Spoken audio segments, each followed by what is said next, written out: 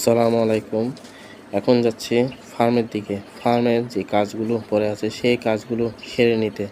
যে বৃষ্টি পড়ছে এই বৃষ্টির মধ্যে কারোর ইচ্ছে করে না যে কাজগুলো করতে, কিন্তু কিছু করার নেই।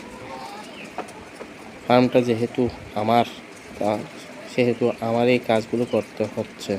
৩-৪ দিন যাবৎ মুরগির বিষ্ঠাগুলো ফেলার সময় পাচ্ছিলাম না, তাই কিছু করার ছিল না।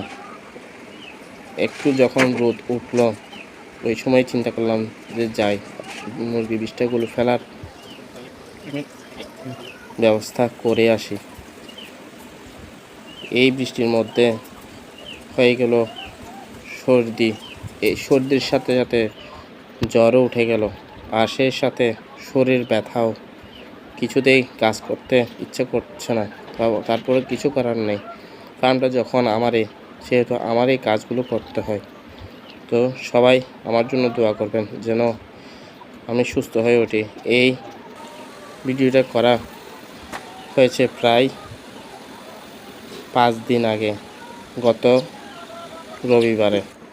তো দেওয়ার সময় পাইনি, কারণ শরীর অসুস্থ ছিল তাই।